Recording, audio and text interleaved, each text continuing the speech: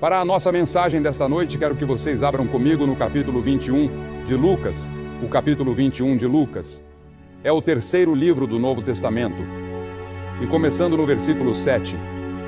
E perguntaram-lhe dizendo: Mestre, mas quando serão estas coisas? E que sinal haverá quando estas coisas estiverem para acontecer? E ele disse: Acautelai-vos, para que não sejais enganados, porque muitos virão em meu nome, dizendo: Eu sou o Cristo, e o tempo está próximo. Não vades, pois, após eles. Mas quando ouvirdes de guerras e tumultos, não vos assusteis. Porque é necessário que isso aconteça primeiro, mas o fim não será logo.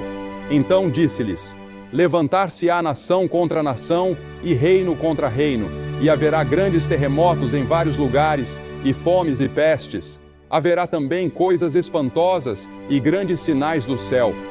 Mas antes de todas estas coisas, lançarão as mãos sobre vós, e vos perseguirão, entregando-vos às sinagogas e às prisões, conduzindo-vos à presença de reis e governadores, por causa do meu nome. Os discípulos haviam perguntado: Quando será o fim do mundo? Qual será o sinal da tua vinda? Eles acreditavam que Jesus Cristo viria novamente e que haveria o fim de uma era, não o fim da terra, nem o fim do mundo como pensamos, mas do cosmos, o sistema mundial dominado pelo mal. Então, há um versículo peculiar, um dos menores da Bíblia, lá em Lucas 17:32, começando no versículo 28. Ele diz: Da mesma forma que foi nos dias de Ló, comiam, bebiam, compravam, vendiam, plantavam, edificavam. Mas no mesmo dia em que Ló saiu de Sodoma, choveu fogo e enxofre do céu e destruiu a todos. Assim será no dia em que o Filho do Homem se manifestar. Naquele dia, quem estiver no eirado, tendo seus bens em casa, não desça para os levar, e quem estiver no campo, não volte atrás. Lembrai-vos da mulher de Ló. Esse é o meu texto para esta noite. Lembrai-vos da mulher de Ló. Agora, por que Jesus diria algo assim? Que coisa estranha para ele dizer: Lembrai-vos da mulher de Ló. E então, em 2 Pedro, no 3º capítulo, a Escritura diz: O dia do Senhor virá como um ladrão de noite, no qual os céus passarão com grande estrondo, e os elementos ardendo se desfarão, e a terra e as obras que nela há se queimarão. E você pode perguntar: Billy, você acha que essas coisas vão acontecer? Bem, vamos voltar e estudar o porquê de Jesus ter dito: Lembrai-vos da mulher de Ló. Tudo começou com Abraão. Abraão foi chamado por Deus. Ele era amigo de Deus. Ele foi um grande homem de Deus. Ele era um grande homem de fé. E quando Deus lhe disse certa vez para levar seu único filho Isaque e oferecê-lo no Monte Moriá como sacrifício, Abraão obedeceu. Ele estava prestes a sacrificá-lo quando Deus parou sua mão no ar, no momento em que a faca estava prestes a descer. Deus o estava testando para ver o quanto Abraão realmente amava e obedecia a ele. Abraão viajou por todo o Oriente Médio. Começou em Ur, próximo de onde atualmente ocorreu a guerra entre o Iraque e o Irã. Depois foi para Harã com seu pai, Terá, seguiu para Canaã, desceu ao Egito, retornou a Betel e continuou indo e vindo por todo o Oriente Médio. Ele se tornou muito rico, possuindo grandes rebanhos de gado e ovelhas. Abraão tinha consigo seu sobrinho Ló, e sua esposa se chamava Sara. Mas há um perigo nos bens e na prosperidade.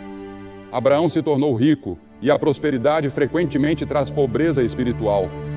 Abraão cometeu alguns pecados diante do Senhor, mas corrigiu suas falhas, confessou seus erros e Deus o perdoou.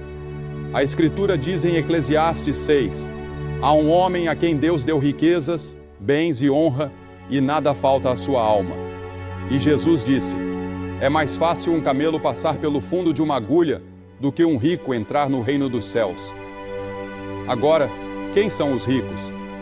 As pessoas que vivem na Europa, na América, no Reino Unido, na Irlanda ou nessa parte do mundo são consideradas ricas se comparadas com os padrões de muitos outros países. Mesmo que tenhamos roupas para vestir e sapatos para calçar, já somos considerados ricos. E Jesus disse que será muito difícil para uma pessoa rica entrar no céu. Por quê? Por causa de todas as tentações e perigos que a riqueza traz. Agora, Ló também se tornou rico. Abraão era rico, e Ló também. Eles decidiram se separar porque seus servos estavam brigando entre si. Abraão disse: Ló, se você quiser ir para a direita, vá, eu irei para a esquerda. Se você quiser ir para a esquerda, eu irei para a direita. Você escolhe. Então, Ló olhou para o vale e viu as bem irrigadas planícies do Jordão. Ele também viu Sodoma, e sua esposa e família provavelmente o incentivaram. Então ele escolheu ir para Sodoma. Sodoma, uma cidade perversa.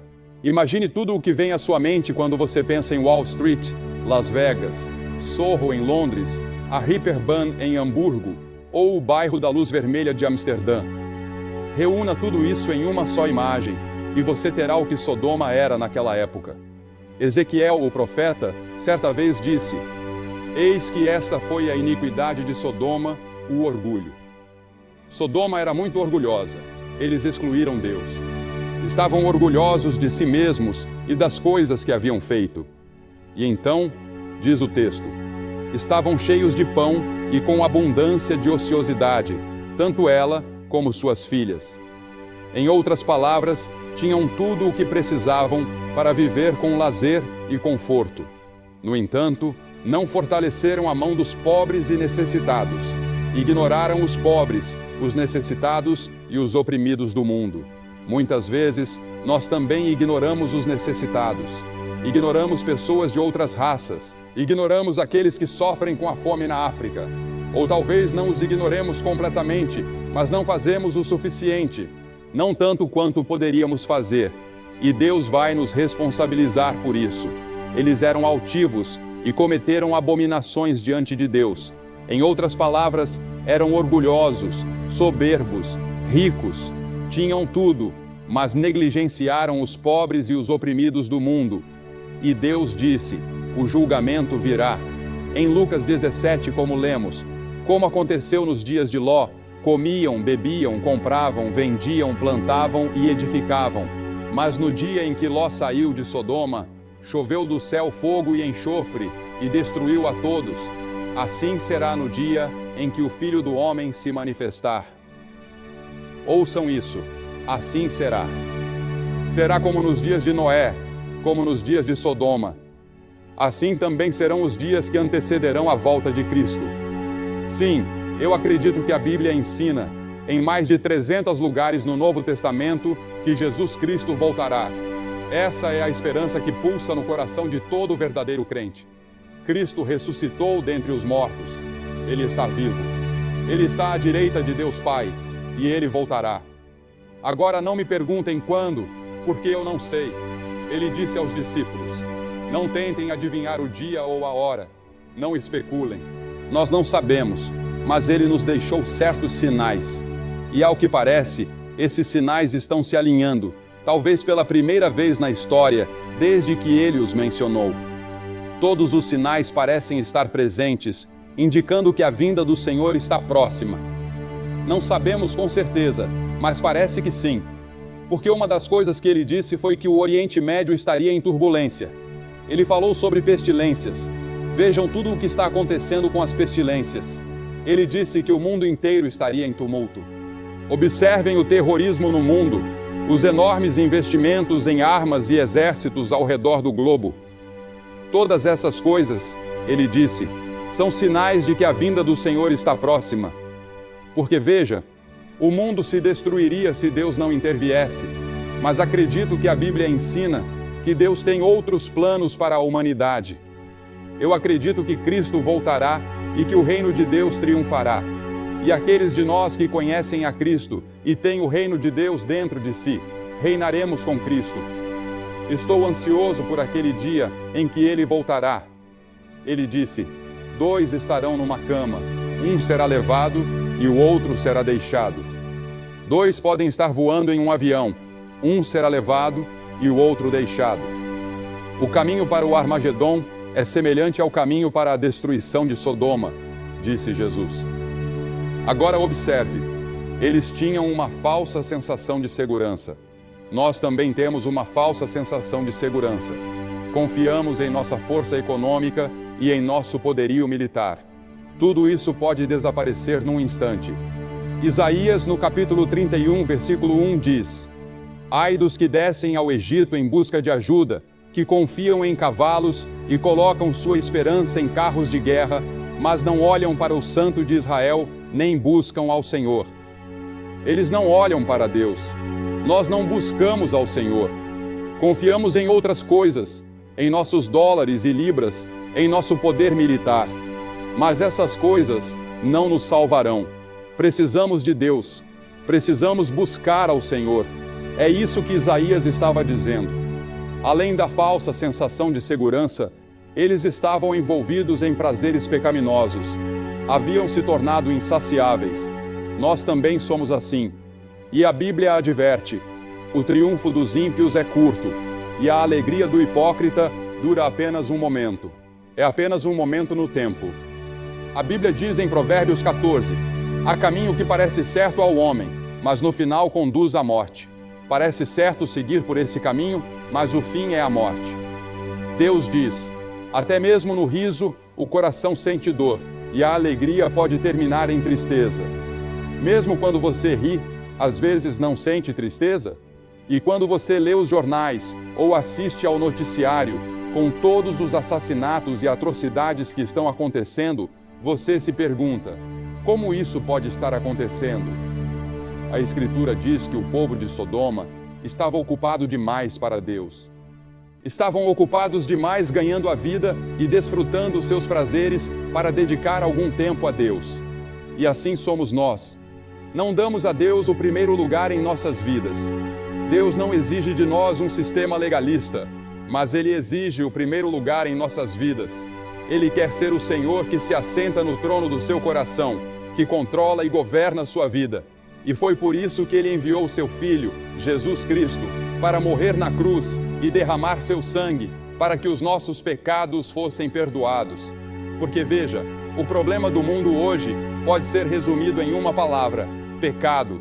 E a Bíblia diz: todos pecaram e estão destituídos da glória de Deus. Somos todos pecadores.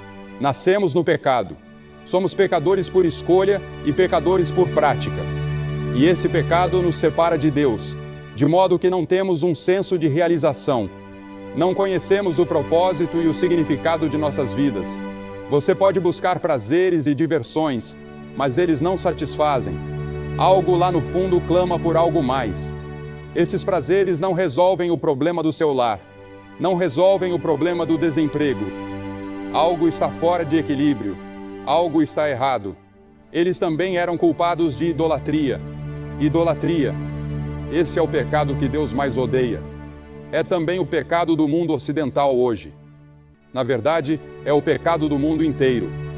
Romanos 1:25 diz: trocaram a verdade de Deus pela mentira, e adoraram e serviram coisas criadas em lugar do Criador. Qualquer coisa em sua vida que ocupe o lugar de Deus, torna-se o seu Deus. Qualquer coisa que domine seus pensamentos e tome mais do seu tempo do que o Deus vivo, torna-se o seu Deus. Além disso, eles também eram culpados de perversão sexual.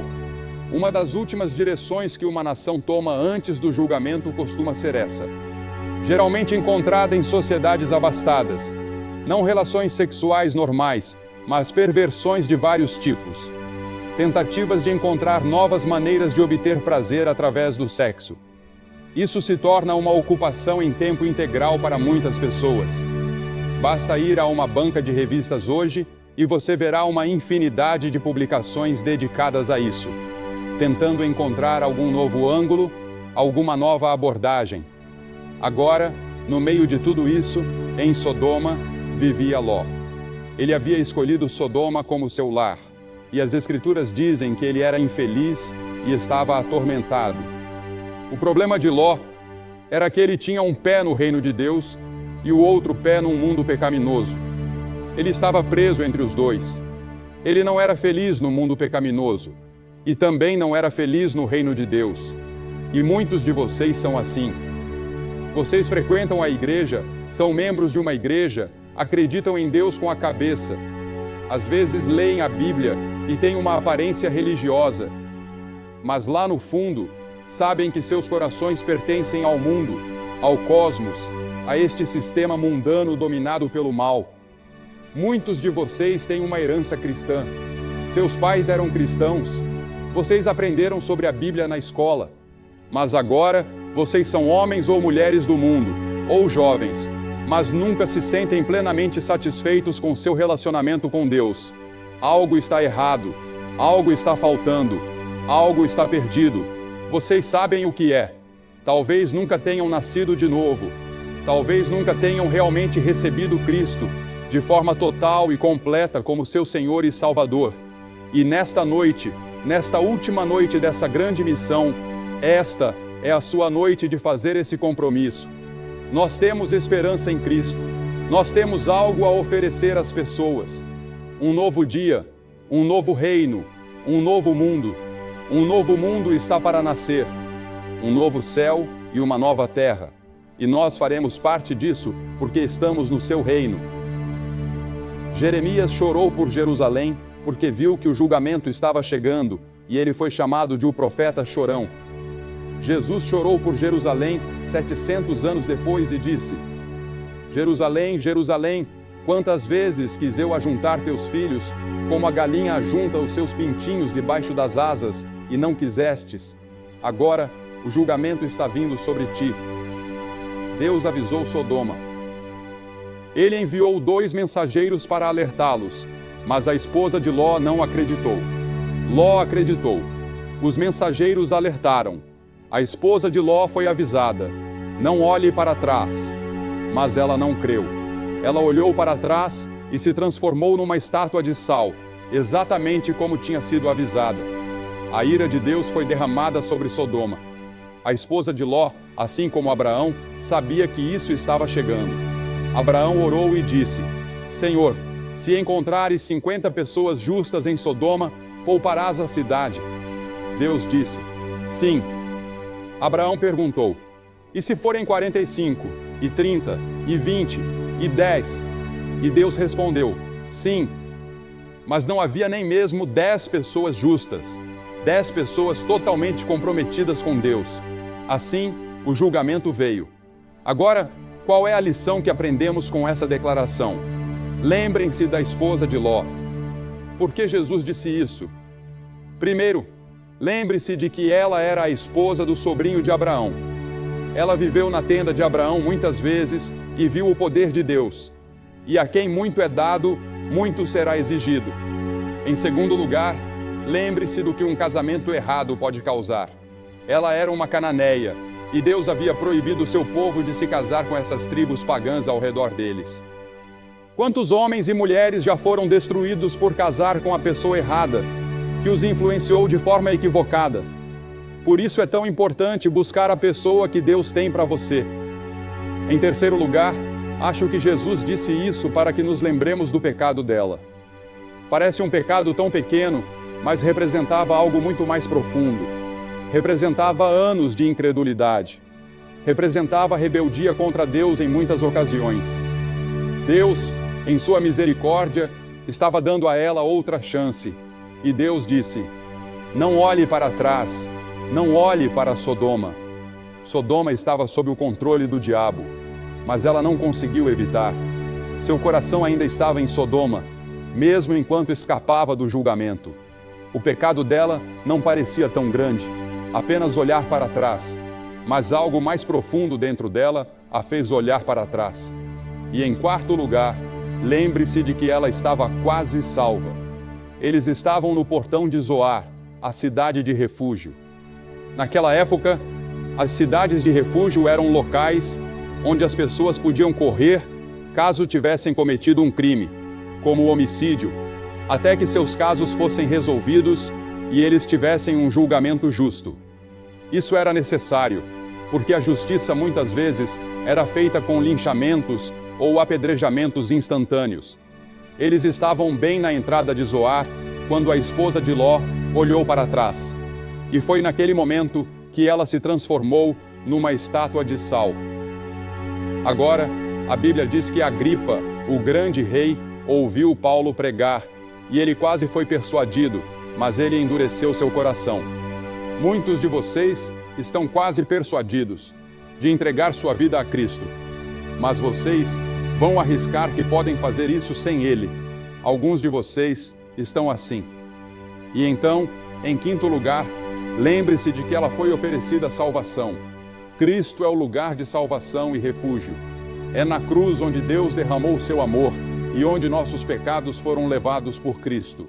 Ele se fez pecado por nós, que não conhecíamos pecado. Ele levou os seus pecados e os meus pecados. Ele tomou o meu julgamento. Ele levou o inferno que eu merecia naquela cruz. E quando ele disse, meu Deus, por que me abandonaste? Foi porque Deus não estava olhando para ele. Deus não abandonou seu filho. Ele abandonou o pecado que ele se fez por sua causa. Ele levou o inferno que nós merecíamos. Ela foi oferecida salvação. Ela poderia ter sido salva. Isso era o que estavam tentando fazer, levar ela ao lugar seguro. E então, em sexto lugar, lembre-se de que Deus nunca julga sem avisar. Ele sempre avisa. Tivemos uma inundação, alguns anos atrás, nos Estados Unidos, que matou centenas de pessoas em Johnstown, na Pensilvânia, e eles foram de um lado para o outro no vale, avisando as pessoas de que a barragem tinha uma rachadura e que poderia quebrar a qualquer momento e pedindo para evacuarem.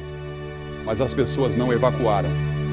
A barragem quebrou uma noite e dezenas de pessoas perderam suas vidas. Mas eles haviam sido avisados. E então, em sétimo lugar, lembre-se de que quando Deus avisa, há perigo em adiar. As Escrituras dizem, prepara-te para encontrar com o teu Deus, não adie. Quem endurecer o coração, sendo muitas vezes repreendido, será subitamente cortado e sem remédio. Venha a Cristo enquanto você pode. Agora é o tempo aceito. Hoje é o dia da salvação. Eu vou pedir que você fuja para o lugar seguro. O único lugar seguro e seguro em todo esse mundo é na cruz de Cristo e no túmulo aberto. Eu vou pedir que você faça algo que vimos milhares de pessoas fazerem esta semana, aqui neste estádio e em outros auditórios pelo país. Eu vou pedir que você se levante do seu assento. Centenas de vocês se levantem do seu assento agora e venham ficar em frente a esta plataforma e digam, ao vir, eu quero ter certeza de que meus pecados estão perdoados e que eu vou para o céu. Eu quero ter certeza de que estou no reino de Deus. Levante-se e venha. Centenas de vocês. Ninguém saindo do estádio, por favor, neste momento santo, enquanto as pessoas já estão vindo aqui em Bramall Lane. Você sabe, na noite em que eu vim a Cristo, eles cantaram 2 músicas e eu vim no último verso da última música. E eu era líder na minha igreja, líder de jovens, e estou feliz que eles esperaram por mim.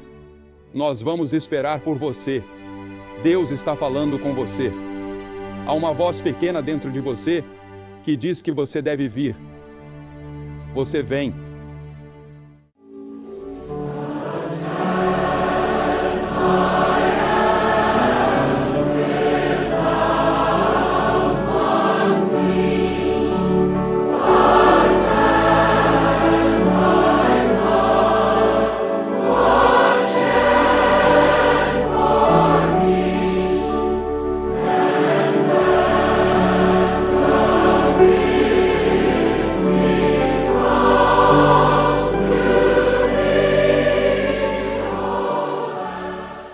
Você que está assistindo em outras partes do mundo, levante-se e muitas pessoas se ajoelham ao lado de seus televisores e fazem seus compromissos.